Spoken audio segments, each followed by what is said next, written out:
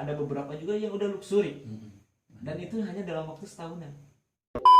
Saya yakinin, saya tahu untuk berproses di bisnis ini itu perlu waktu, perlu pengorbanan, perlu perjuangan.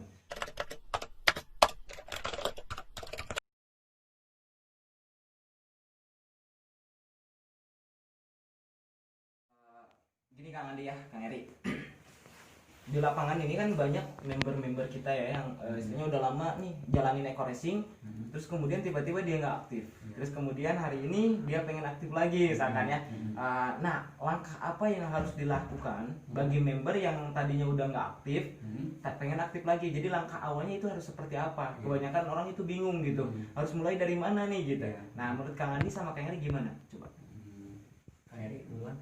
Ya mungkin kita sebagai leader ya sebagai leader yang punya mitra, ketika mitra itu pengen aktif kembali, ya mungkin sebagai tugas leader kita harus menyentuh lagi gitu, menyentuh si mitra atau berkomunikasi dengan si mitra itu gitu. Supaya ketika si mitra itu ada kendala apa-apa jadi langsung gitu si mitra itu, jadi kita bakal tahu problem dia kenapa kemarin berhenti gitu nah, ya. itu mungkin Dengan salah komunikasi. Oke. Nah, mungkin Kang Andi nih apa? Mungkin kalau menurut saya bos, salah satu ini istilahnya bila mitra tersebut pengen aktif kembali, ya tugas kita sebagai leader ataupun upline salah satunya kita bangun kembali impian. Iya. Jadi supaya apa? Supaya kalau impian si mitra tersebut sudah terbangun, otomatis pasti punya target. Nah, punya tujuan. Tujuan. Bila mana impian dan target sudah ada, saya pastikan insya Allah pasti mitra tersebut bakal aktif kembali. Nah, salah satunya mungkin dari impian dan tujuan. Oke, siap. Tadi komunikasi sama impian ya. Kalau misalkan komunikasi, kalau misalkan masalah komunikasi, kalau misalkan upline-nya sendiri yang nggak aktif atau leadernya sendiri nggak aktif, dia mau sharing sama siapa, komunikasi sama siapa, lalu apa yang harus dia lakukan kalau misalkan upline-nya nggak aktif? Nah, sedangkan dia pengen aktif lagi. Oke. Mungkin apa ya? Kalau menurut saya mungkin gini bos, bila mana upline tersebut atau leader tersebut nggak aktif, apa yang harus dilakukan mitra tersebut? Salah satunya mitra tersebut pasti di atas upline tersebut ada leader. Ada leader lagi. Ada leader lagi. Nah, kalau misalkan dia nggak tahu leadernya siapa, atau misalkan meskipun tahu karena leadernya udah sangat sibuk, nggak kebaca-baca, Mungkin bisa ke mitra eco racing yang masih aktif. nah, oke. Gitu, mungkin Kang Dani. Bisa sharing sama mitra eco racing yang lain, atau misalkan dia cari inisiatif, karena banyak sekali sekarang ilmu-ilmu tersebar di mana-mana, baik YouTube, Google dan sebagainya, betul nggak? Nah, jangan sampai kendala upline nggak aktif, akhirnya kita nggak aktif, karena ini bisnis kita sendiri gitu. Nah, kalau misalkan kita pengen aktif lagi, aktif lagi gitu. Karena saya sendiri pun kalau misalkan contoh lah dari awal saya ngerintis, saya nggak terlalu fokus ke upline. Nah, justru saya sendiri harus fokus ke jaringan saya. Meskipun nanti upline saya berhenti atau apa ya terserah dia gitu. Karena ini bisnis saya sendiri gitu. Nah, maka kalau misalkan saya menganggap bisnis ini bisnis saya sendiri, meskipun tanpa upline saya harus bisa. Dan alhamdulillah dari awal merintis udah mandiri. Jadinya meskipun misalkan upline berhenti, saya jalan terus aja, nggak masalah, no problem. Oke, apalagi sekarang akses sudah banyak yang kita pelajarin gitu kan, fasilitas sudah banyak, leader-leader banyak yang bikin YouTube kan, dikasih materi-materinya, cara-caranya, langkah-langkahnya, tinggal belajar. Nah, tinggal dari kitanya mau belajar atau tidak. Nah, terus tadi masalah impian nih kan Andi, masalah impian. Kalau misalkan kita bangun impian kembali, ya, nah apa yang menyebabkan dia kemarin-kemarin berhenti gitu? Apakah dia karena memang kemarin-kemarin nggak punya impian atau nggak punya tujuan atau apa kira-kira? Ya mungkin bisa saja gitu. Mungkin karena faktor lingkungan juga, karena lingkungannya kurang tepat gitu ya. Nah, seolah-olah yang punya impian, misalnya si mitra itu punya impian yang besar gitu. Karena lingkungannya ya nggak positif ya, negatif lah ya. Negatif lah gitu. Mungkin bisa saja faktor lingkungan juga. Faktor lingkungan, akhirnya dia terpengaruh dengan lingkungan tersebut, akhirnya dia berhenti gitu. Seperti orang-orang yang meledek lah ya, nyinyir dan sebagainya. Sebenarnya kalau misalkan nyinyir itu apa ya, bukan udah nggak zaman lah. Ngapain nyinyir sih orang yang benar-benar pengusaha ya, dia nggak bakal nyinyir yang lain gitu. Misalkan gini, orang pengusaha itu sibuk dengan bisnisnya sendiri, ya sibuk dengan apa yang targetnya dia sendiri gitu. Nah kan ngapain nyinyirin orang, kita mau fokus aja, jalan aja gitu. Nah kalau misalkan ada orang yang nyinyir, berarti apa, dia nggak fokus dengan apa yang dia lakukan gitu. Apa yang dia lakukan sebenarnya, yang dia lakukan kalau cuma nyinyir, apakah dia dapat duit atau apa? Cuma mungkin apa, dia ada kepuasan sendiri di situ kalau misalkan dia nyinyirin orang gitu. Tapi kalau misalkan seperti itu, dia juga nggak berkembang. Nah kalau kita dengerin dia gitu, kalau saya sendiri gini, kata guru saya, kalau misalkan kita dengerin orang yang goblok ya, berarti kita sendiri yang goblok, bukan dia gitu. Iya. Kalau ya enggak, kalau misalkan kita tahu ilmunya misalkan masalah bisnis eco-racing dan lain sebagainya ya, paham. Nah ketika misalkan ada orang yang nyeleneh dan sebagainya dan nggak sesuai fakta, nah kita tahu nih, oh dia nggak bener, dia nggak tahu, dia nggak paham. Kalau dia paham nggak bakal ngomong kayak gini. Nah terus kita ladenin nih gitu. Kalau misalkan kita ladenin debat dan sebagainya, ya nggak apa untungnya gitu, nggak jauh beda sama dia, malah kita lebih parah dari dia gitu. Mending kita fokus aja ke bisnis kita, buang-buang waktu ya. Nah itu mungkin masalah lingkungan. Terus apa tadi, masalah impian tadi, apakah dia berhenti karena memang nggak punya impian atau bagaimana? Mungkin salah satunya bisa jadi dari tujuannya juga, jadi dia itu istilahnya menjalankan bisnis tersebut itu tidak tujuannya tidak terwujud gitu. Tidak tercapai. Jadi dia udah punya impian, punya target, pengen mau cash lah ya, big mau cash dan sebagainya, tapi karena nggak terwujud akhirnya berhenti. Oke. Mungkin itu bisa jadi. Mungkin kalau misalkan saya pribadi itu adalah masa jenuh. Nah jadi gini Mas Andi, kita mau kerja apapun atau mau bisnis apapun, karena kita melakukan hal yang sama, akhirnya kita jenuh. Coba gini, misalkan Andi kemarin jadi guru honorer, ya jadi guru honorer. Kemarin berapa bulan atau berapa tahun jadi guru honorer? Kurang lebih 1 tahun. 1 tahun. Nah 1 tahun misalkan selama jadi guru honorer, Mas Andi punya impian nggak? Pasti. Punya impian apa coba? Ya salah satunya pengen punya kendaraan. Pengen istilahnya mengumrohkan orang tua, orang tua, menikah. Itu terwujud nggak ketika misalkan jadi guru honorer? Kenapa? Ya salah satunya faktor dari jenuh juga sama gaji juga. Nah itu salah satunya bos. Benar. Nah sebenarnya dimanapun kita pasti ada masa jenuh. Pasti ada yang namanya masa jenuh. Nah apalagi kalau misalkan kita punya impian, punya target, terus target itu nggak kecapai. Karena saya sendiri dulu ketika kerja 2 tahun nggak bisa mewujudkan impian saya gitu. Kapan saya kayanya kalau gini gitu, kapan saya punya mobilnya gitu. Hingga saya resign dan belajar usaha gitu. Dan alhamdulillah menemukan bisnis eco-racing dan saya benar-benar serius di bisnis ini, hasilnya sangat luar biasa. Nah kebanyakan kenapa mereka berada di masa jenuh, terus kemudian mereka berhenti, gini lah. Kalau misalkan Mas Andi kerja jadi guru honorer misalkan ya sebelumnya, contoh di 6 bulan pertama udah ada jenuh gitu, karena gaji berapa kemarin? 250.000 per bulan. Cukup buat apa itu? Ya buat makan juga belum. Apalagi bensin ya dan sebagainya. Nah itu kan lama kelamaan jenuh juga. Pasti. Jenuh juga kan 6 bulan. Udah mulai jenuh.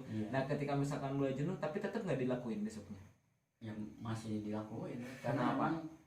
Butuh gitu. Tapi kan udah jelas nggak cukup buat bensin. Nggak cukup buat tapi makan. Kan bingung juga, nggak ada kerjaan gitu, jadi ada penghasilan sambil jalan ya gitu. Nah di sini juga ya udah kayak gitu.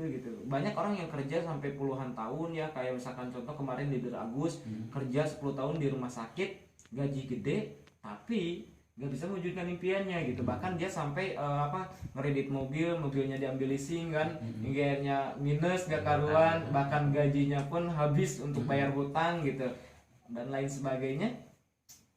Nah dia udah jenuh sebetulnya, tapi tetap aja ngelakuin itu terus menerus setiap hari, pergi sore pulang malam, kadang sampai pagi gitu kalau misalkan shiftnya full. Nah itu dilakukan terus menerus setiap hari gitu, tapi tetap aja ngelakuin. Kenapa? Karena dia butuh gitu, mau dari mana lagi gitu. Kebayang nggak? Nah di sini baru juga mungkin jalan berapa bulan gitu, baru juga kita presentasi berapa orang gitu kan, baru ditelak berapa orang, kita udah jenuh, udah berhenti gitu, betul nggak? Nah, sedangkan yang orang-orang yang sukses ya di sini mungkin mereka presentasi berapa ribu kali, mungkin mereka melakukannya setiap hari gitu. Saya yakin dan percaya antara orang yang sukses dan gagal perbedaannya cuma satu. Ketika orang gagal ya, orang gagal ketika dia pengen berhenti, dia beneran berhenti. Tapi orang yang sukses, meskipun rasanya pengen berhenti, dia melakukan setiap hari. Dia melakukan presentasi setiap hari, dia membina setiap hari, dia belajar setiap hari, dia ngasih edukasi setiap hari gitu kan. Dan itu dilakukan tiap hari dan terus menerus, bahkan lebih banyak, lebih istilahnya lebih bergegas dari yang lain gitu. Meskipun rasanya sama pengen berhenti, akhirnya dia bisa terlihat seperti apa yang kita lihat saat ini. Dan itu yang saya lakukan. Jadinya bisa sampai saat ini orang mungkin lihat hasil akhirnya aja, orang lihat endingnya aja, tapi orang nggak lihat masalah yang saya hadapi, masalah yang udah saya selesaikan, misalkan perjuangannya, air matanya, jatuh bangunnya gitu kan, sampai mungkin tangis darah dan lain sebagainya gitu kan. Yang nama jadinya dicaci dimaki saya udah udah jadi makanan sehari-hari dulu gitu. Hingga sekarang mungkin banyak orang yang ngecap saya sukses gitu. Dan itu memang luar biasa. Kalau dulu orang-orang ngecap saya gagal karena tiap hari pulang malam lah gitu kan, kadang-kadang nggak pulang lah, nggak ada waktu buat keluarga lah gitu, nggak ada dengan masyarakat gitu dan sebagainya. Tapi hingga sekarang mereka salut, luar biasa. Ternyata kamu dulu pulang malam dan sebagainya, sekarang orang luar biasa. Menjadikan inspirasi banyak orang juga. Nah itu jadi ketika misalkan orang berhenti atau misalkan dia nggak jalanin lagi eco racing karena tadi nggak punya tujuan tadi. Tapi ketika misalkan punya tujuan pun mereka ketika pengen berhenti, mereka berhenti beneran. Tapi orang sukses dia nggak akan pernah berhenti dan tujuannya itu benar-benar diperkuat. Nah yang namanya impian itu Mas Andi bukan hanya sekedar keinginan. Kalau kita cuma pengen, misalkan contoh saya pengen sebulan mobil gitu ya, cuma pengen doang, nggak benar-benar ingin mewujudkannya. Kira-kira mungkin terwujud nggak? Nggak mungkin. Nah ketika saya netepin impian, saya berusaha. Kenapa impian saya besar? Sebulan mobil, padahal dulu waktu awal ngerintis saya lagi minus gitu kan, motor kredit, baru ngeredit motor, lain sebagainya lah, masalah-masalah yang mungkin sering kali saya share. Tapi kenapa saya memiliki impian yang besar? Karena saya tahu nanti suatu saat bakal ada masa jenuh. Ketika misalkan saya terlalu lama mencapai impian saya di bisnis ini, misalkan contoh setahun dapat mokes, ya setahun pengen dapat mokes mobilio gitu ya. Kalau misalkan setahun pengen mokes, kira-kira di bawah saya mungkin nggak ada yang dapat mokes? Ya nggak mungkin, saya sendiri aja target sebulan gitu. Tapi alhamdulillah gara-gara target sebulan mokes, terus kemudian upgrade lagi impiannya 5 bulan big mokes gitu kan, upgrade lagi impiannya 8 bulan luxury gitu kan. Hingga alhamdulillah di bawah saya banyak mokes, banyak big mokes, dan alhamdulillah ada beberapa juga yang udah luxury. Dan itu hanya dalam waktu setahunan. Dahsyat. Nah itu pentingnya impian besar. Supaya apa? Supaya hilang dari rasa jenuh. Kayak tadi misalkan ketika kita bermimpi besar ya, istilahnya kita pengen mencapai awan gitu, impian kita setinggi awan, ketika kita jatuh pun setidaknya masih di atas bintang. Nah itu yang saya sampaikan kemarin ke leader Ihsan sama leader Agus. Siap. Sama keyakinannya ya kan? Ya, keyakinan kita harus totalitas. Iman gitu. Masalah iman. Kita apalagi kita keyakinannya langsung kepada Yang Maha Kuasa. Dan Yang Maha Kuasa nyiptain fasilitas yang luar biasa, yaitu sunatullahnya, hukum alam. Dimana apa yang kita pikirkan itu bisa jadi kenyataan. Dimana ketika misalkan kita menabur sesuatu, kita akan menuainya. Nggak akan kemana-mana. Kita berkeringat pasti kembali lagi ke kita, karena janji Allah tidak ada satu keringat pun yang tidak dibayar oleh Allah. Tidak ada satu kebaikan pun walaupun itu satu biji jarot kan, istilahnya yang dibiarkan oleh Allah pasti dibayar. Nah itu yang saya yakinin. Makanya saya nggak peduli sekarang hasilnya gimana. Dan yang saya yakinin, saya tahu untuk berproses di bisnis ini itu perlu waktu, perlu pengorbanan, perlu perjuangan. Makanya ketika misalkan saya pertama join, nggak apa-apa setahun pertama saya nggak dapat apa-apa gitu. Yang terpenting awal tahun kedua, misalkan bulan ke-13 saya udah dapat mobilio, saya udah dapat pajero, saya udah dapat rumah 1 miliar. Dan itu terjadi. Jadi kita lihat jangka panjang, bukan lihat hari ini. Karena saya pengen gini, saya nggak mau nanti di masa tua saya capek. Lebih baik saya di masa muda capek.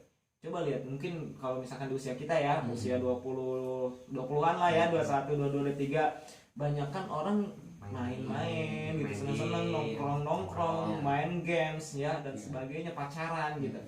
Nah kita sendiri berjuang gitu. kita sendiri berjuang. Kalau saya sendiri prinsipnya lebih baik kehilangan masa muda daripada kehilangan masa depan. Lebih baik kita capek setahun 2 tahun daripada kita capek 10 tahun 50 tahun. Nah ini luar biasa nih. Nah kalau misalkan member-member kita punya mindset yang benar, mindset yang benar-benar kuat, mindset yang besar, insya Allah dia bisa luar biasa juga di bisnis ini. Karena saya menganggap bisnis ini itu bisnis yang sangat mudah. Saya kemarin sharing sama pengusaha juga, dia punya usaha di pasar, banyak lah, dia punya usaha gas, punya usaha berbagai macam kontrakan dan lain sebagainya. Terus kemudian kita sharing gitu. Nah dia misalkan contoh di pasar masih baru beberapa inilah 1 tahunan lah. Saya sharing sama dia, punya karyawan punya, terus kemudian di ini sama karyawan atau misalkan masih terjun. Kalau sekarang saya terjun langsung, kalau kemarin saya percayakan ke karyawan. Nah kok gitu, harusnya kalau misalkan ada karyawan ya udah suruh jalan aja karyawan gitu kan. Dan ternyata memang sulit untuk mencari karyawan yang jujur. Kayak nggak sulit untuk mencari karyawan yang jujur. Tiba-tiba nggak di storyin lah uangnya gitu.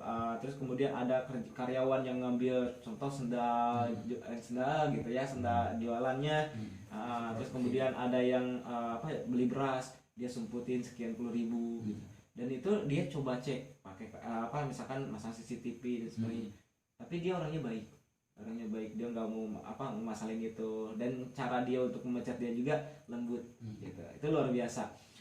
Cuma saya sayang sama dia, kalau misalkan di bisnis saya nggak perlu resiko seperti itu gitu. Di bisnis MLM itu nggak perlu resiko di mana kita ditipu karyawan gitu, karena kita nggak punya karyawan gitu. Nah, karyawan itu yang ngurusin perusahaan, yang ngirim produk kan perusahaan, benar nggak?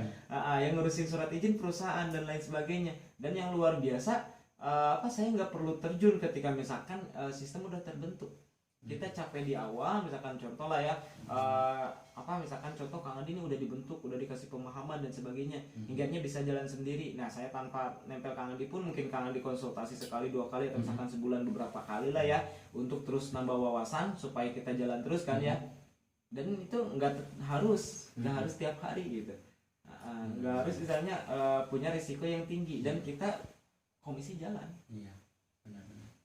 Nah akhirnya dia iya juga ya.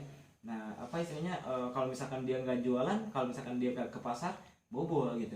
Nah kalau misalkan ke pasar ya bisa ada untung gitu. Nah kalau misalkan di saya nggak gitu, di saya sistemnya kali gitu. Nah kalau misalkan saya nyetak beberapa leader, nyetak beberapa orang yang jago gitu, yang hebat, akhirnya ya berkali lipat gitu, tanpa saya harus terjun langsung di jaringannya. Misalkan Andi udah beres nih, nah saya tanpa terjun di jaringan Andi pun jalan gitu.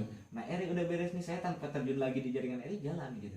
Jadi ciptain beberapa leader yang hebat yang bisa mengelola jaringan-jaringannya. Siap. Jadi sistem kali, bukan sistem tambah. Gitu. Siap. Kalau orang paham insya Allah, kalau misalkan saya ke dia ya nyampein bisnis ini mudah banget, luar biasa banget gitu. Saya mikirin kalau misalkan saya usaha konvensional mungkin modal ratusan juta, belum lagi surat izin, belum lagi ini, belum lagi itu gitu kan, risiko tinggi. Tapi di sini nggak ada gitu. Dan hasilnya luar biasa, fantastis. Makanya kalau misalkan orang nggak jalanin benar-benar serius bisnis ini, apalagi orang-orang yang nggak punya usaha gitu ya, belum bisa mewujudkan impiannya, dia nggak benar-benar serius, sayang banget gitu, sayang banget. Kalau paham pasti benar-benar lakuin. Ada potensi yang luar biasa di bisnis. Nah insya Allah.